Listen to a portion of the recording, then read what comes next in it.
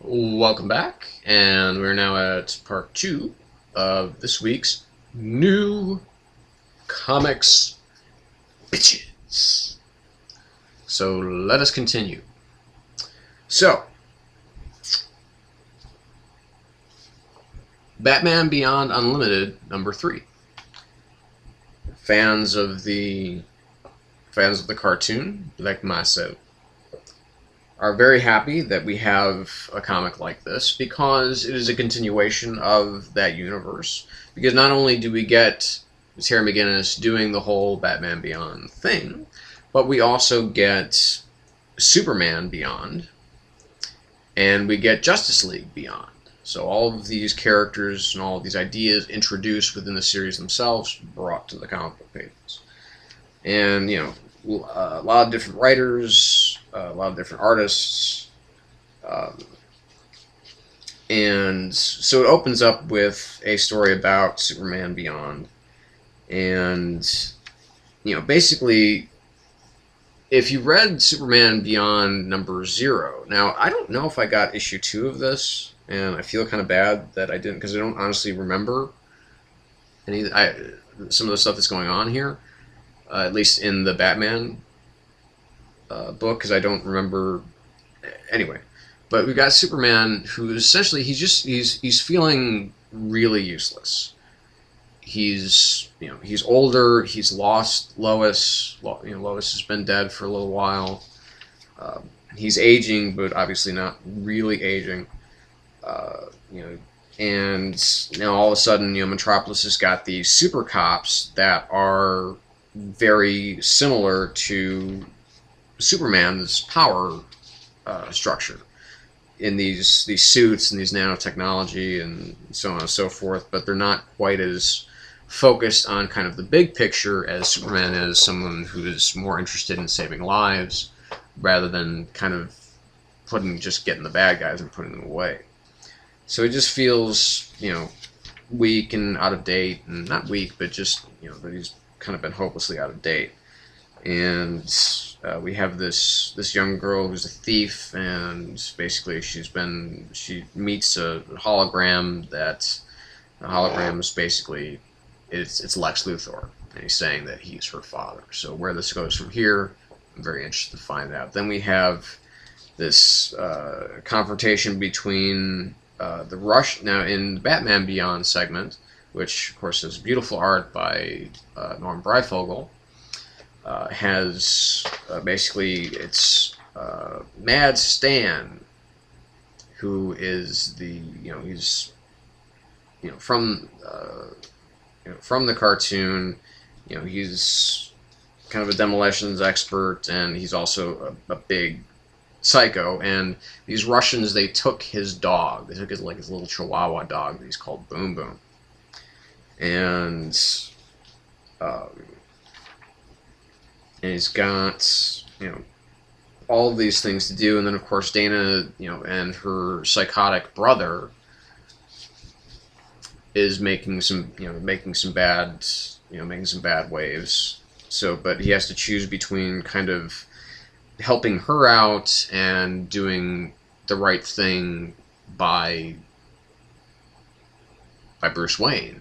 He's got to make the tough decisions that come with wearing the mask. And then we have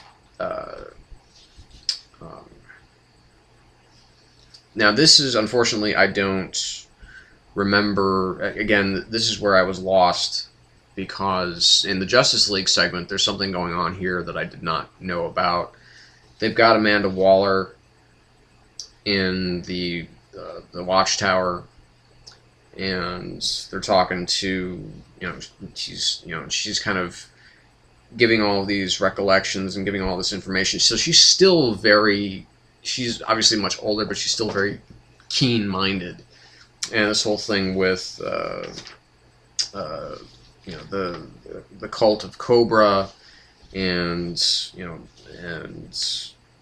mother boxes and so on and so forth, and we've got Superman that needs to be talked to, be brought into the circle here. I love the Amanda Waller of the animated universe, because not only is she tough as nails. But if you watched, um, whatchamacallit, if you watched Justice League Unlimited, or just even any of the episodes of either Batman the Animated Series or Justice League or Batman Beyond, which you saw Amanda Waller. Well, you didn't see her. You really only saw her in Justice League and Justice League Unlimited. But you know, she's sharp as a tack. She's one of the only people that can kind of scare Batman. And you know, she knows like everything. And especially in the episode, one of my very favorite episodes of any cartoon ever, which is Epilogue, which is the final episode of the first season of Justice League Unlimited, actually kind of ties up some loose ends of the the Batman Beyond cartoon, and actually tells a story about Amanda Waller. It's a very sobering tale, really. It's kind of a very dark tale that's really, really well done. So that's a great cartoon. It's a really good issue, 4 out of 5. Like I said, I just feel lost because I didn't get the last issue. I think I would have gotten more out of it if I'd seen the previous issue. Anyway, moving along. We've got Amazing Spider-Man number 684. This is part 2, well, part 3, I think, of Ends of the Earth. And we've got, you know, Spidey in his suit. Now he's with, as you can see, you know, he's out in the Sahara Desert. Basically, you know, they're, you know, 'cause they were somewhat able to escape. At least, you know, Black Widow and Spider-Man were able to escape the trap laid by the Sinister Six because of Silver Sable. Now, Silver Sable and Spidey I haven't seen team up since the late 80s when Todd McFarlane was still doing Amazing Spider-Man and not his own Spider-Man title, which was shit. But back when, you know, he was, you know, the biggest thing since sliced bread. And, you know, now we've got, you know, Ramos is, you know, he's back on the art, he's doing his duty, and basically all of the countries in the world have decided to allow Doc Ock basically access to everything that he needs to completely reverse the effects of global warming and save the planet. And, you know, this is all looking good for all of the members of the Sinister Six, because they're basically all being promised, you know, full pardons in exchange for their assistance by the various governments of the world. But Symkaria's, you know, representative there, she's feeding info to Silver Sable. And then, of course, you know, we've got Sandman in probably his, you know, his biggest form yet. And of course, you know, apparently Silver Sable was, or Sandman was part of Silver Sable's Wild Pack, I think it was called, when he was still kind of a hero. I mean, he was an Avenger at one point in time. So, I mean, Flint Marko is not completely a bad guy. And of course, he's got this daughter that he really wants to get back to.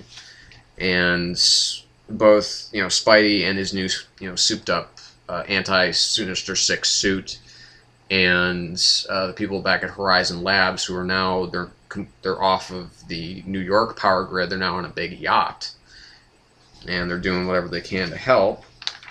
And they come up with this tool that really helps them fight back against against Sandman.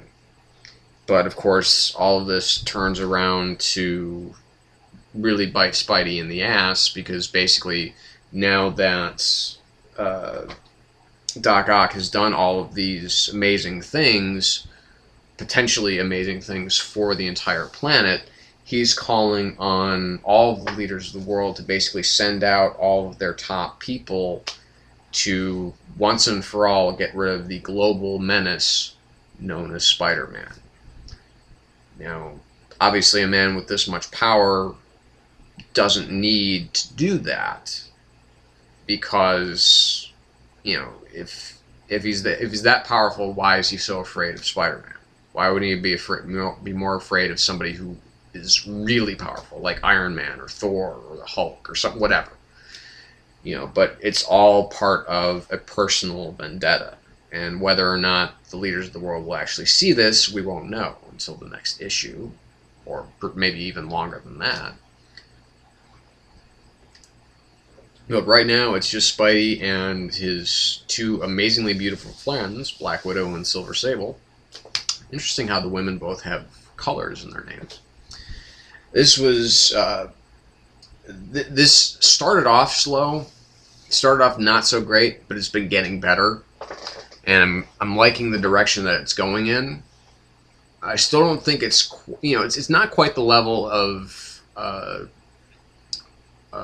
Spider Island. Doesn't have that kind of momentum to it, mostly because it doesn't really have a lot of crossovers and things like that. So this is not like the big mega event. I think that they were. I don't think it's the kind of mega event as far as within the Spider-Man world that was like Spider Island. I think that what we're hoping for is something like that, and what we're getting for is something different. What we're getting is something different. So I think that maybe our expectations that we're putting on it, because of how awesome Dan Slott has been, and we just keep expecting him to put out just great product, and even the best have not so great days. But even like I said, even Dan Slott's kind of worst stuff is better than like 80% of the crap that's out there. So it's a much more solid, much better book than the first or the second issue. So this is a pretty easy 4 out of 5. Because Ramos's art, I'm really falling in love with him kind of all over again, which is interesting. But okay, so we have The Defenders, number 5. Really digging this book, really liking it. I think those who aren't reading it are kind of missing out, because this is Fraction's wheelhouse. This is where he gets to do all the weird shit that he's always wanted to do, and he gets to do it in a kind of fun and a very interesting and explorative way, rather than kind of being confined to things like Fear itself. So this issue is very focused on Namor, and more elements of that of that machine, and how it and these Omegas, and how they're going to be how everything is. It goes from looking good to looking bad for everybody, because once they get to the because we have Namor, they seem to have discovered the Nautilus, the fictional ship of Jules Verne, and seems to be powered by that same machine. And there's more Atlantean warnings about how the universe will break. And this all ends up kind of shuffling over to Iron Fist, Danny Rand. He pulls the Nautilus out, and because he's a billionaire, and he's got part of a company, and he goes home to his gal Misty Knight, and he's got and all of a sudden Fat Cobra of the whatever, I can't remember what they're called, 7 Pillars of Heaven or whatever it is, the warriors that are on the good guys of Kunlun.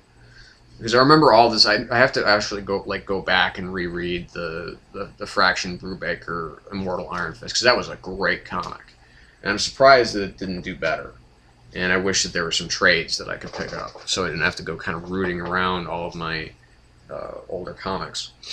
But again, really solid issue. We've got art, instead of from the Dodsons, we've got art by the Brightwisers, by Mitch and Betty Brightwiser.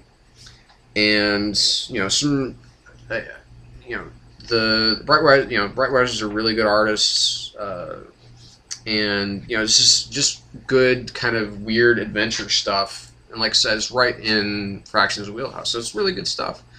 and I think you're missing out if you're not getting it. So, very solid 4 out of 5 for Defenders number 5. So we're going to take another little break, and we'll be right back with more comics.